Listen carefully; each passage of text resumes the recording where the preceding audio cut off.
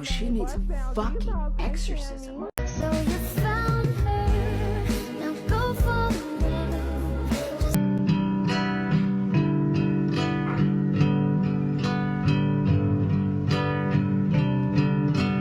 Will I get over it? No. But life goes on. Not for me.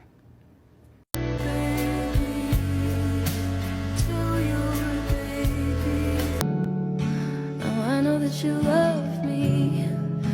You don't need to remind me.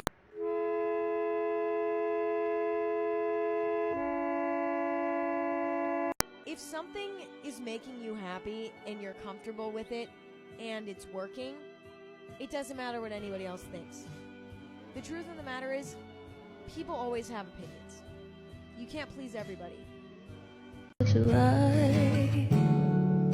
Now I know that you love me.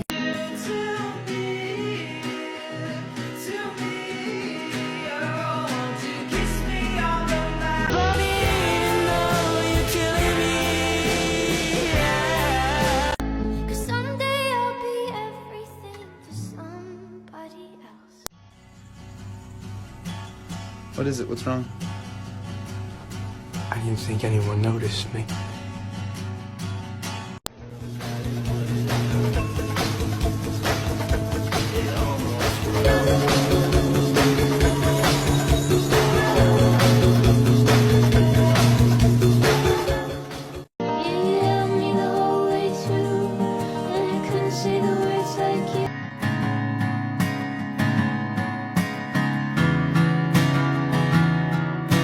Yeah, well, what are you gonna do? Life's a bitch and then you die, right? Sometimes. Sometimes life's a bitch and then you keep living. Yeah. I don't wanna be the owner of your fantasy. I just wanna be a part of your family. Wait for me until you can call me. You had me the whole way through, but I couldn't say the words like you. I was scared and to go, but I want.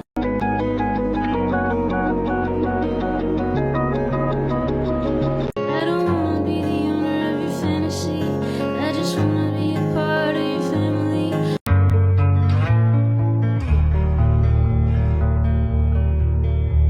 I'm still confused. You said forever.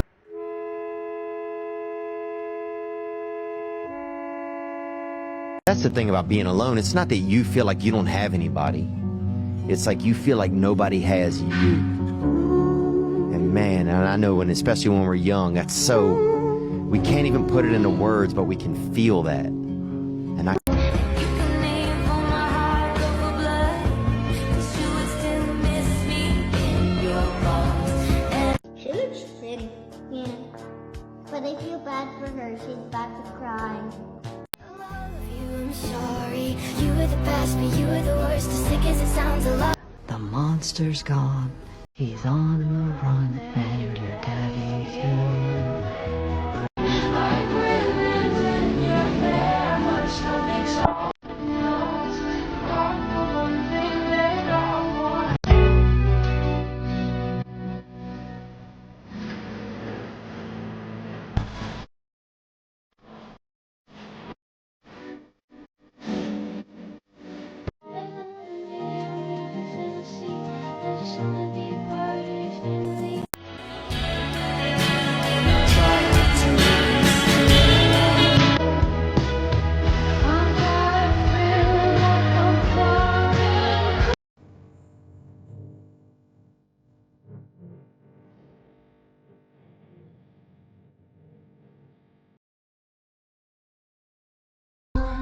New girl is my clone. I wish we'd stay. I wish I'd stayed too. Now I wish I'd stayed. I wish I'd done a lot of things. I can't see anything that I don't like about you. But you Right will. now I can't. But you will. Fool me once, shame on you. Fool me twice, shame on me. Fool me 3 times, shame on me again. Fool me 4 times, that's also gonna be on me. That one's on me. 5 times, but I will. That 107th time you cross a line, I'm done.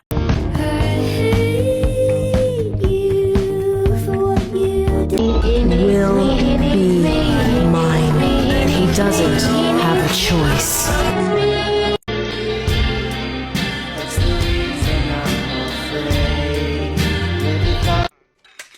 I don't want to live in a hole anymore. It makes me feel poor. We are poor, but we're happy.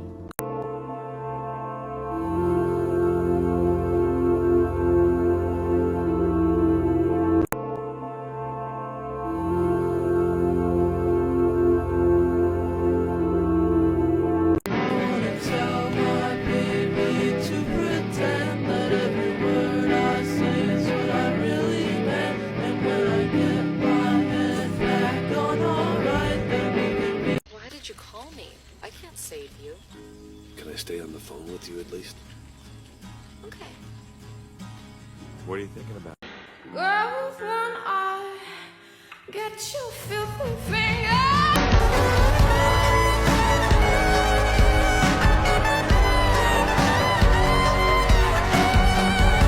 Congratulations, babe.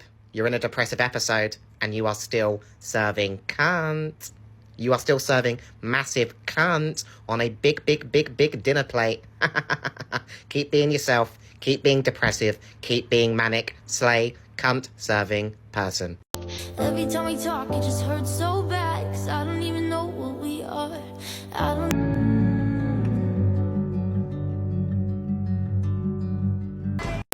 Is there anything I can do for you, dear? Is there anyone I could call? I don't know what to do, man. Look, I'm in a bad spot. Like, I'm seeing shit.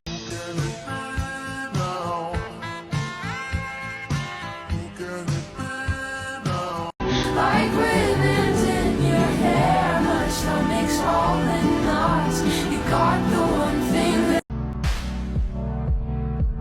The drink you spill all over me. Lovers spit left on repeat.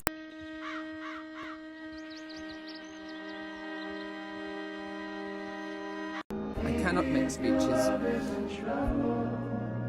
If I loved you less, then I might be able to talk about it more. When you know, you know.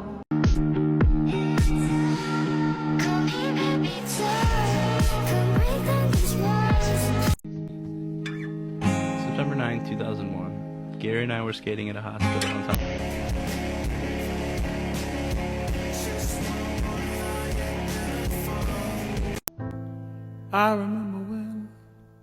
I remember when I lost my mind. You look stupid going out.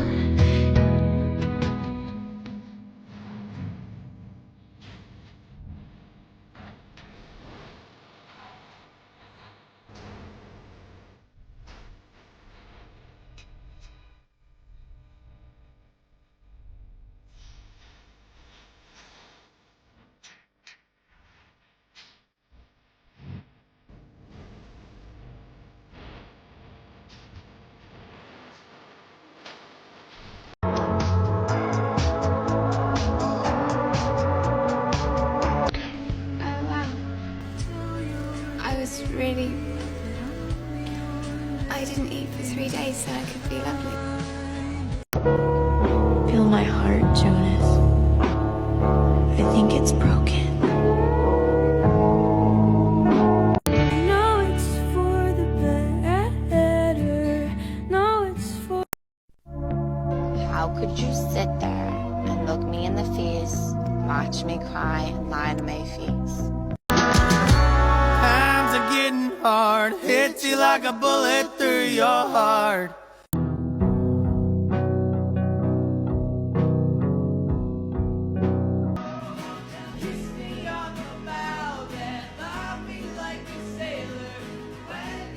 I used to not eat for days or eat like crazy and then stick my fingers down my throat. Now, no matter how much I binge, I can't feel this hole inside me. I can't take it anymore. I think maybe there's something wrong with me.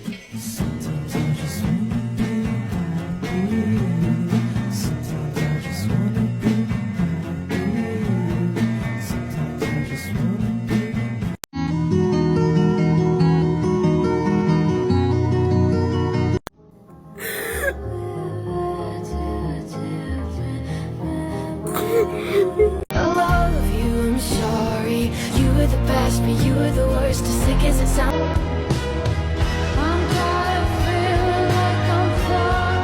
I know what it's like to feel different. I'm not. A greater woman wouldn't beg, but I looked to the sky and said, please. Know that I loved you so bad. I let you treat me like that. I was your willing accomplice, honey.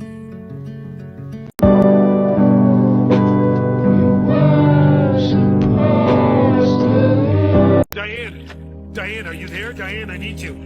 Jack? Diane, thank God, Diane. Okay, Diane, you're gonna save me, right? I called you and you're coming to get me? Oh, Jack, why did you call me? I live in Chicago. I can't save you.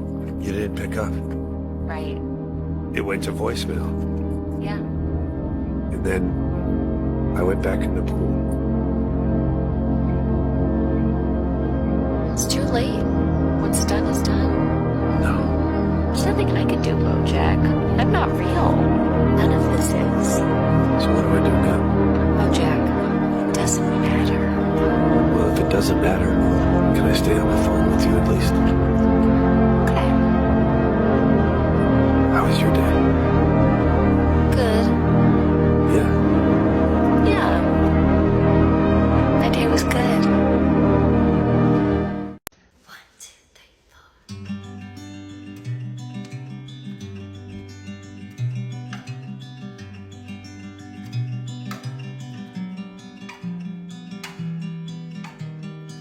So in the kitchen of a city too, my light would flicker like a violent boom. And night was thicker than a smoky fume. My eyes awaited in her room. Then he loved her like he loved no one. The way she'd laugh and know the smoking done. The way she always said what's done is done. And he is not the only one.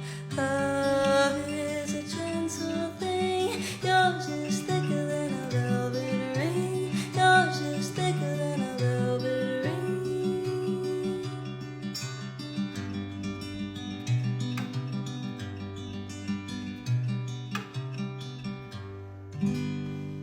No one has a firmer hold on you than a person who doesn't want you but will not let you go. The sharpest claws disguised as the dullest edges, while everyone around you says, just leave. But you can't because there's still a chance that they'll want you after all. But just as sure as the sun will rise in the east, their mind will not change and you deserve better. They don't want to have you but don't want to lose you, and both of those things can't be true at once. But you let them. You make exceptions. So you sit in the middle, the two of you, while you're sure and they're not. Because when someone doesn't want you, maybe will never be yes, and it hurts a lot less than no. So you hold on to the maybe like a kid on monkey bars, with blistered hands, and you're firm but you're hurting. And the only person who can choose to let go, to land on the ground with 2 feet, is you. And just as sure as the sun will set in the west, it will hurt. And you'll wonder what would have happened if you held on a little bit longer, but in the same way they were never sure with you, they will never be sure without you either. And you are the one who gets to be sure that you made the right choice.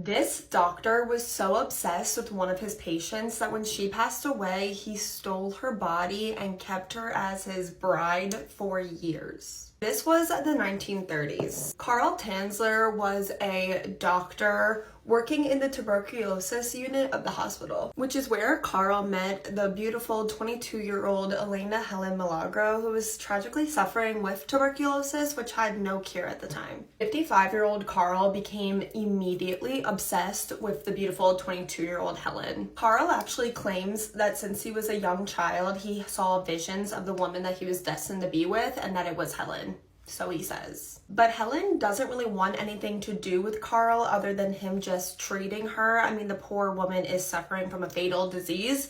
Dude, she has more shit to worry about. But like I said, Carl is obsessed with Helen. He says that she is the love of his life and he is determined to save her. But tragically, Carl was unable to save Helen and she ended up passing away, which Carl says left him absolutely heartbroken. He insisted on paying for Helen's entire funeral and an above ground mausoleum for her. Helen's family agreed to let Carl pay for these things, but what they did not know was that Carl had the only key to Helen's tomb. For the next 2 years, Carl says that he visited Helen's tomb every single night, trying to preserve her body with chemicals. And after 2 years of this, he says that Helen's body started to talk to him, asking him to take her home. And so that's exactly what Carl did. He stole Helen's body and brought her to his house after she had already been passed away for over 2 years. Carl created glass eyes for her, paper mache silk to look like skin, and even more things just to make Helen appear more like she did when she was still alive. And then Carl kept Helen's body in his bed for the next 7 years. He slept next to her, he kissed her, plus some things I'm not even gonna say, but I'm sure you can guess. And to have your body disrespected like that for almost a decade is just disgusting. I'm not exactly sure how, but I'm guessing it had something to do with the smell. But there were rumors about what Carl was doing throughout the town, which got back to Helen's family, who called the police. Which is how this all finally came to light and Carl was arrested. But unfortunately, by the time that Carl was arrested, the statute of limitations was already up for the crimes that he committed, so he had to be let go with zero repercussions for what he had done. This case really blew up in the media, so much in fact, and this is really gonna piss you guys off, but Helen's body was put on display for people that were interested in this case to go look at. Actually, over 7,000 people went to look at Helen's body like she was some kind of attraction. There's even photos online of what Helen's body looked like after Carl had been disrupting her and defiling her for almost a decade. I'm not going to show you. If you wanted to find them, they're online. I'm only mentioning it because I know if I didn't, the comments will. This case honestly really pisses me off so much because this poor girl passed away so young and then her body was defiled by this creepy man for almost a decade and then put on display for people like she was some kind of attraction. And then once they finally did put her to rest, they had to put her at an unmarked grave so people wouldn't try to mess with her body even more. So this poor girl can't even be laid to rest under a grave that has her name on it. It's devastating. This case is honestly just filled with so many really upsetting, frustrating details. Carl actually had a lot of supporters after all this came to light, many whom were women who wanted to date or sleep with him. But as far as we know, he never took anyone up on that offer because he lived alone until he died with a life-size Helen doll that he had made because he's just so disgusting. Before Carl died, he even wrote a book about this. So not only did he not suffer any consequences for what he did to Helen, he actually made money off of it. If you watched the end of this video, thank you so much. I know it was kind of longer than I usually do. Some of you guys have been asking me for some longer videos, so I decided to give it a shot. Let me know if you liked it or if you prefer the 3-minute mark that I usually try to stick around. This is part 2 to how infamous serial killers were caught for their crimes. And in this video, we're literally just going to be talking about John Wayne Gacy because he did so much. So let's just get into it. Gacy was originally under suspicion and under investigation because of the disappearance of a boy named Robert Peast. The way that this all went down is because Robert Peast went missing and it was his mother's birthday. She went to go pick him up at his job. He worked at like a pharmacy store. His co-workers, who was also his best friend, said that he went out back to go talk to a contractor about a job, that contractor being John Wayne Gacy, and she would let him know, or let the mom know when he got back in. Robert Peast gave his coworker his jacket because she was working the counter, which was right by the open door. It was cold, it was winter. And John Wayne Gacy originally went in to develop pictures, and she had the bottom of that receipt in the jacket pocket. Fast forward, there's an entire investigation going on around the disappearance of Robert Peast with Gacy as the main suspect. They end up having full 24-hour surveillance on John Wayne Gacy. They end up getting a warrant to search his house. They ended up finding like IDs from other boys who have gone missing, which kind of also solidified their suspicions. But what really got them was while one of the investigators was talking to Gacy, another one went to go look around his house, and he noticed a very strange smell near, the infamous crawl space. This really solidified their suspicions, but what also made them really believe it was John Wayne Gacy was that he had a sodomy charge on his record from St. Louis, where he lived prior to Des Plaines. And this really was just the icing on the cake. They were like, okay, this is our guy. Before Robert Peast went out to go speak to this contractor who was John Wayne Gacy, he asked for his jacket back, and that jacket was found in John Wayne Gacy's house with the bottom of that receipt to develop photos. Gacy ended up getting arrested for a drug charge, which was a cover-up for the real reason that they wanted him in custody, so that way they could fully search his entire house and everything. They only have 72 hours to keep him in custody to find something to convict him for. They ended up not finding anything that was of use to convict Gacy of these crimes, so they had to let him go. Tried to get him in for questioning again. It wouldn't work. So fast forward, Gacy actually went to a lawyer who had worked with him prior. Gacy confessed everything to this lawyer about Robert Peast. The police were basically like, don't let this guy leave your office because he is extremely dangerous. He ended up getting arrested. Police showed up, they arrested him, whatever. When they searched his house in the crawl space, they found 29 bodies in the crawl space. They just kept finding more and more remains. Of those 29 bodies, none of them were Robert Peast. So they ended up asking Gacy, yo, where is this kid? We need to find him. Gacy ended up bringing up the Des Plaines River, where 4 more bodies were disposed of. 4 more bodies were disposed of. In all, there were 33 young boys that were connected to John Wayne Gacy. This entire case is so crazy to me because he did so much. That is the end of the John Wayne Gacy thing. Please let me know if you want more because I love talking about this stuff.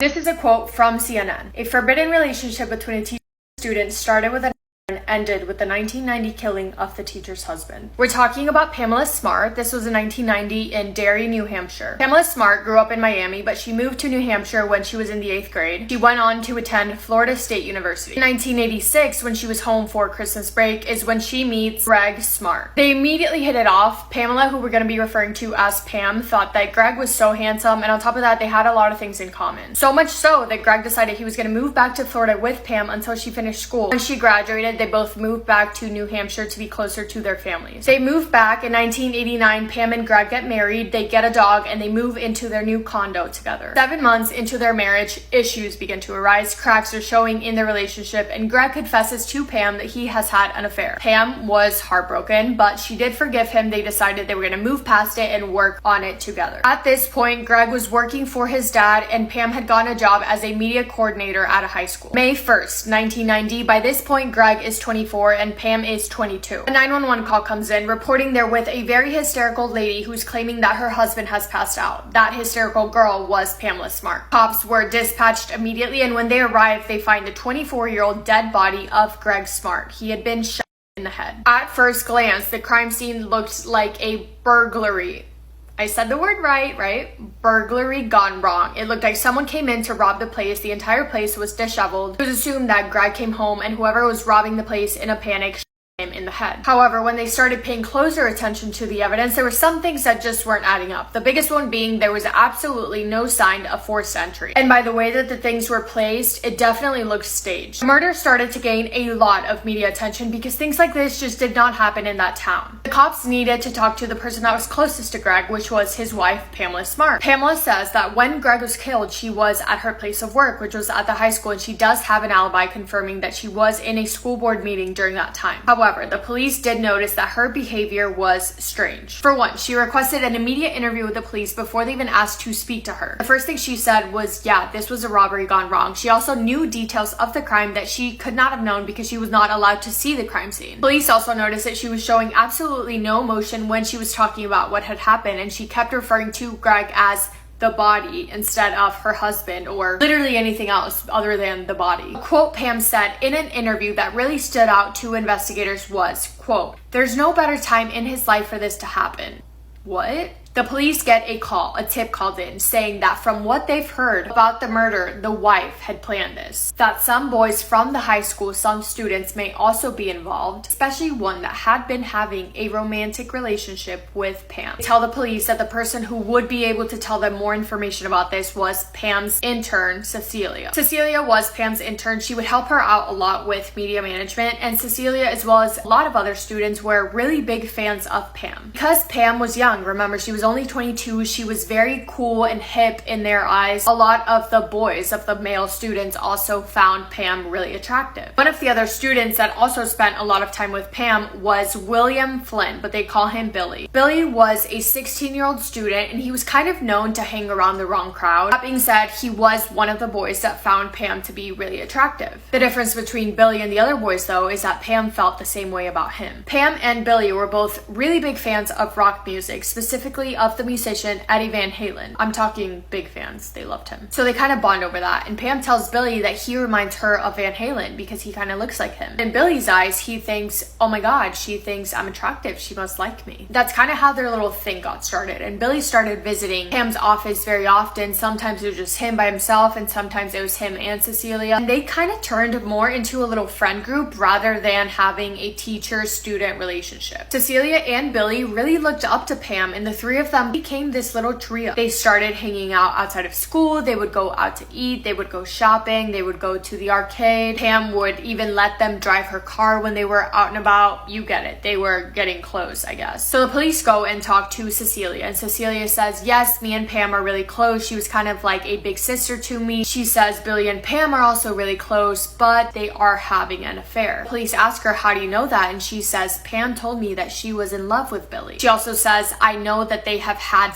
because I walked in on them once. She then says that Pam had asked Billy to kill Greg for her. With that information, police asked Cecilia if she would be willing to go talk to Pam with a wire, and she agrees. She goes to talk to Pam wearing the wire, and Pam may as well just have turned herself in. After that conversation, she dug her grave deep. In the conversation, Cecilia tells Pam that the police are onto her, and Pam says, I'm afraid that one day you're gonna come in here and you're gonna be wired for the police and I'm going to be busted. Celia tells Pam that she's sick of lying for her, and Pam says, well, if you tell the truth, you're going to be an accessory to murder as well. And then she weirdly kind of starts coaching her as to what she should say should the police find out. If there was a trial and if Cecilia was on the witness stand, she is literally telling her exactly what to say. She tells her to deny everything, and she says, if they ask you if I did it, you're going to say no. After hearing that conversation, on August 1st, the police go to arrest Pam. They go up to her in the school parking lot and they say, I have really good news and I have really bad news. The good news is that we solved the murder of your husband. The bad news is that you're arrested. They also arrest Billy and 3 of his friends in connection for the murder. When the boys talk to the police, they tell them the whole story. They each talk about what part they played in the murder, including that Billy was the one to pull the trigger.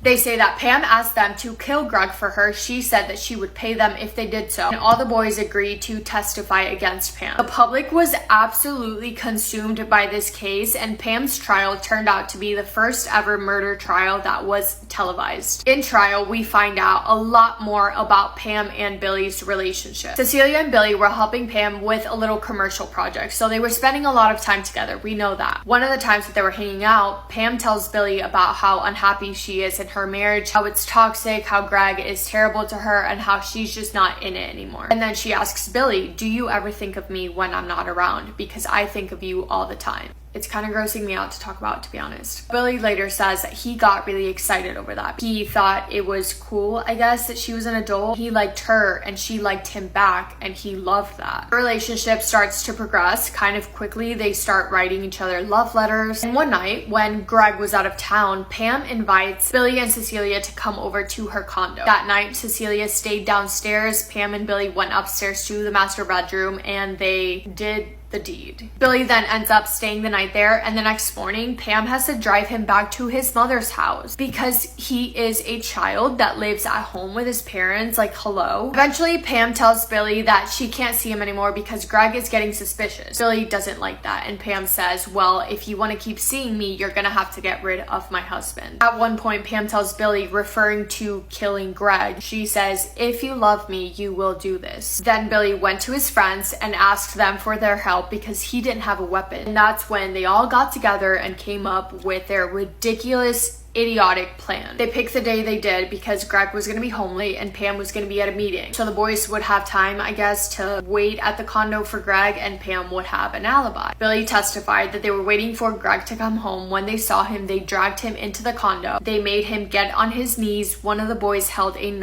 to his neck, which is when Billy him in the head. I don't include video clips of the trials in my videos because I don't want to risk getting copyrighted. You guys should definitely look up videos of this trial because everything about it is gross. Pamela was an adult. She should have known this was wrong. Maybe she did and just didn't care, but that's ridiculous. Billy and all the boys should have known that killing someone was wrong. It's just beyond me. Pamela Smart was found guilty of being an accomplice to first-degree murder, conspiracy to commit murder, and witness tampering. She was sentenced to life in prison without the possibility of parole. Billy was sentenced to 40 years to life, and the other boys received lesser sentences. Patrick Randall was also sentenced to life in prison for second-degree murder. He was released in 2015. Vance was sentenced to life in prison as an accomplice to second-degree murder. He was released in 2005. Raymond was sentenced to 30 years for conspiracy to murder and attempted burglary. He was released in 2005 as well. Yeah.